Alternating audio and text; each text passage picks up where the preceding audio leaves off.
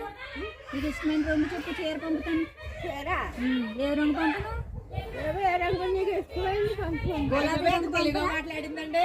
గులాబీ రంగు